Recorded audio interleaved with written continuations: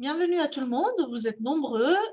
Vous êtes à une séance qui s'intitule de manière un peu énigmatique « Devenir enseignant du secondaire 1 et 2 » et pas si énigmatique que ça, parce que c'est très clair. Mais pourquoi ce n'est pas une formation bachelor? Pourquoi on est là?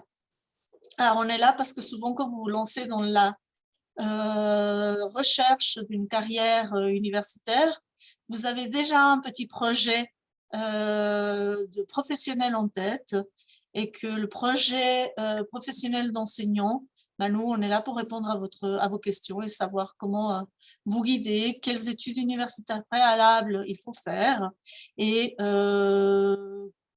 quelles exigences cette formation est là et comment est-ce qu'elle se présente. Je me présente moi-même, je suis conseillère académique à la formation des enseignants du secondaire, Maria Canal, et je vous présente ma collègue Sercan Erselan, pardon, qui est ici présente. Comme on est dans le même bureau, on n'a pas le micro ouvert doublement, mais je pense que si elle dit bonjour, vous l'entendez. Bonjour. Voilà, on va éviter les effets de l'arsène. Je vais me charger de la présentation. On va procéder de la sorte, on va faire une présentation d'environ 10 à 15 minutes et ensuite on ouvrira l'espace à toutes les questions que vous avez. D'accord? Alors, le master en enseignement secondaire de la formation des enseignants du secondaire, si vous lisez dans la presse fort en sec, vous voyez à quoi ça correspond, est un des masters ou une des formations qui prend place à l'Institut universitaire de formation des enseignants. Cet institut, il regroupe d'autres formations des enseignants, des formations post-initiales, comme la formation pour l'enseignement primaire, CCEP et MAEP, pour laquelle vous avez peut-être déjà vu des présentations, ou les formations pour l'enseignement spécialisé. Les présentations pour l'enseignement primaire, vous l'avez vu peut-être ou vous la verrez peut-être au sein de la faculté de psychologie et sciences de l'éducation parce que les 3 premières années en bachelor se font chez eux et l'année d'habilitation, elle se fait auprès de l'Institut. Donc, c'est une formation en partenariat et en continuité avec une autre faculté. Et c'est souvent le cas pour les formations des enseignants, c'est qu'on est en partenariat et en continuité, si possible, mais parfois avec une interruption, avec une autre formation dans une autre université, une autre faculté. Pardon. En ce qui concerne d'autres formations que l'Institut donne, c'est les formations de direction des instituts de formation qu'on appelle la FORDIF et des formations continues pour les enseignants qui sont déjà habilités à enseigner et dans le secondaire, et au primaire, et en spécialisé. Donc, moi, je vais me concentrer sur celle qui concerne le secondaire. Alors, qu'est-ce qu'il faut pour enseigner dans les classes du cycle et du collège? Qu'est-ce que vos enseignants ont fait ou ont dû faire pour accéder à l'enseignement au collège? Ils ont obtenu une maturité, ça vous êtes en voie de l'obtenir, et ils ont fait une formation universitaire initiale dans la discipline qu'ils veulent enseigner, de 5 ans. Et vous voyez ici que les facultés partenaires avec l'Institut sont nombreuses. Si vous voulez enseigner des disciplines qui sont de la faculté de sciences, vous pouvez suivre un parcours bachelor plus master, 5 ans, en biologie, en chimie, en informatique, en mathématiques et en physique. Dans la faculté de lettres, vous pouvez prendre un parcours bachelor et master en allemand, anglais, espagnol, français, histoire de l'art, italien, latin, grec, informatique également et philosophie. Faculté de droit, vous faites un bachelor et un master en droit, psychologie, master en bachelor et bachelor en psychologie, économie, bachelor et master en économie. En sciences de la société, vous pouvez vous former pour enseigner la géographie, l'histoire également ou la sociologie. Et on a des instituts qui sont en dehors de l'IEFE, qui sont de l'université, pardon, qui sont également nos partenaires. C'est pour enseigner les arts visuels, il faut faire une formation bachelor et master de la HED. Et puis pour enseigner la musique, il faut faire un bachelor et un master à l'HEM. Et pour enseigner l'éducation physique, il faut faire un bachelor et un master à l'ISUL, qui est un des instituts universitaires de l'Université de Lausanne. Alors, ça ne veut pas dire que vous pouvez vous former uniquement à une discipline ou que vous devez vous former uniquement à une discipline. Vous pouvez aussi faire des masters bidisciplinaires ou des parcours bidisciplinaires avec un bachelor bidisciplinaire comme ça peut être celui de la faculté de lettres et avoir une discipline enseignable et une autre discipline ou avoir deux disciplines enseignables ou avoir plusieurs disciplines enseignables. Ça, c'est vraiment la richesse des parcours bachelor. Et je pense que vous êtes en train de le découvrir à chaque visite, à chaque endroit que vous voyez une présentation. Mais pour accéder à l'enseignement, il faut d'abord se former dans la discipline que vous voulez enseigner. Il faut que vous deveniez un expert, un maître de la matière que vous voulez enseigner. Et cette maîtrise, elle est validée par le titre de master au niveau fédéral. Puis, vient la formation initiale professionnalisante qui vous habilite à enseigner une ou deux disciplines. Et c'est là que vous arrivez à l'Institut de formation des enseignants. C'est là que vous pouvez faire une MACE, donc une maîtrise universitaire 1 ou une maîtrise universitaire 2. Donc la MACE 1, c'est pour quand vous voulez être habilité à enseigner à une discipline. Et la MACE 2, c'est si vous voulez enseigner deux disciplines. Quelle est la différence entre l'une et l'autre, mis à part que vous allez obtenir une habilitation à enseigner une seule discipline ou une habilitation à enseigner deux disciplines? C'est toujours 2 ans de formation pour les deux, au minimum, 4 au maximum. Un stage par année de formation par discipline. Donc, si vous n'avez qu'une discipline, vous avez un stage par année de formation, 2 stages sur l'ensemble de votre formation.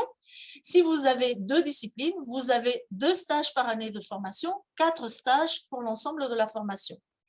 Et 94 crédits ECTS en tout pour la MACE disciplinaire, 116 crédits ECTS en tout pour la MACE bidisciplinaire. Alors, les crédits ECTS à l'université, c'est la charge de travail qu'on vous demande. Pour obtenir un crédit, c'est un peu la monnaie d'échange à l'université. Pour obtenir un crédit, l'université va vous demander, ou le cours à l'université va vous demander environ entre 25 et 30 heures de travail. D'accord? On inclut dans ces heures de travail, on inclut également tout ce qui concerne les évaluations, les préparations, voilà. Quel est le plan d'études? Alors, le plan d'études, il se focalise sur 3 axes. Le premier, c'est la didactique de la discipline scolaire. Donc, on va vous montrer quels sont les outils pour enseigner la discipline que vous avez choisie. Donc, en formation initiale, en faculté de lettres, vous avez cumulé un plan d'études riche en connaissances diverses, que ce soit, par exemple, en anglais, des renseignements sur la société, l'histoire, la littérature anglaise, la linguistique, la phonétique. Nous, à l'Institut, on ne va pas s'occuper de ça parce que vous êtes déjà maître de la matière. D'accord? À l'Institut, on va vous dire, OK, mais les programmes de lettres d'anglais, au secondaire, comment on les enseigne? Et pourquoi on enseigne ça plutôt qu'une autre chose? Et comment est-ce qu'on organise l'enseignement? Et quel est l'objectif? Et quels sont les outils? D'accord? Donc ça, c'est la didactique épistémologique de la discipline scolaire. Évidemment, de manière très simplifiée et simpliste. Il y a les dimensions transversales de la profession. Donc, c'est des cours essentiellement en sciences de l'éducation qui ciblent différents aspects du métier d'enseignant. Ça va cibler l'introduction dans un poste, dans un métier comme c'est l'enseignement, mais ça va cibler aussi le développement cognitif des adolescents. Ça va cibler l'histoire des institutions genevoises et suisses. Pourquoi est-ce qu'on a une maturité? Pourquoi est-ce qu'on a un cycle d'orientation? Pourquoi est-ce qu'un cycle d'orientation est fait sur différents niveaux? Pourquoi est-ce qu'on a des évacom? D'accord? Et on va également regarder des dimensions qui sont plus sociétales, comme la pluralité, la mixité des classes, les problèmes de genre et éducation, donc l'utilisation des mythiques dans une salle de cours, quels sont les enjeux, quels sont les avantages, quels sont les désavantages, et puis ce qu'on appelle les dimensions pratiques qui inclut les stages que j'ai déjà énumérés avant et un atelier qui accompagne chaque stage. Parce que il y a une façon d'enseigner, il y a une façon de former les gens qui sont dans vos classes, mais il y a aussi un accompagnement à cet enseignement en classe. Alors ça, c'est le parcours, je dirais, le plus simple, qui dure 7 ans déjà. Vous me direz, oh là là, Madame Canal, vous pensez qu'il faut faire tout ça? Vous pourrez également, pardon, je reviens en arrière, vous pouvez également faire une discipline, vous dire, mais moi, je veux juste enseigner l'anglais, même si je peux enseigner l'histoire. Je veux juste enseigner l'anglais pour l'instant. Et puis après, une fois que vous êtes enseignant, vous pourrez ajouter l'histoire. Ou bien vous pouvez faire 2 disciplines, mais en fait, vous aviez 3 disciplines à enseigner. Mais une fois que vous êtes enseignant, en formation continue, vous pourrez toujours ajouter la discipline supplémentaire jusqu'à ce qu'il n'y ait plus de discipline et je vous signale qu'il y en a 20.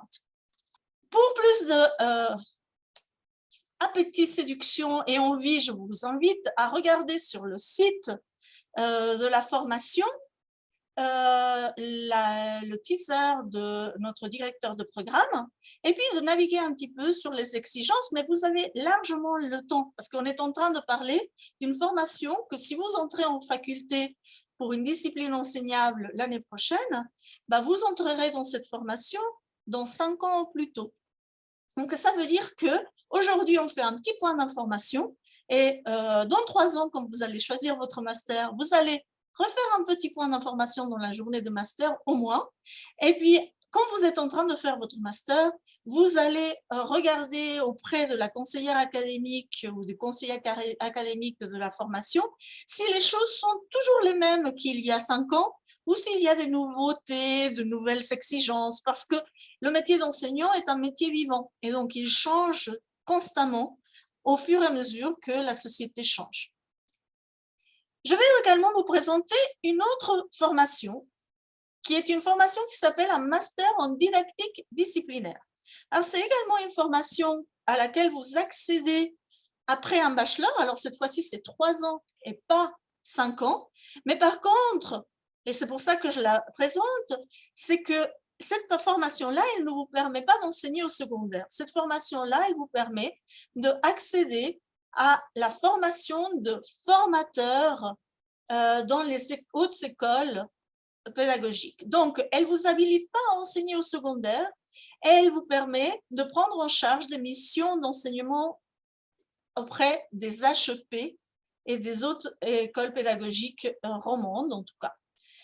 Je vous invite également à aller voir si vous êtes intéressé, mais vous avez encore une fois beaucoup de temps parce qu'il faut d'abord faire un bachelor. Le lundi 7 mars, évidemment, les autres dates sont passées. Il y a une séance sur le site du 2CR2D, car c'est le centre de didactique romande qui met en place cette formation avec la collaboration des universités et des HEP, la présentation.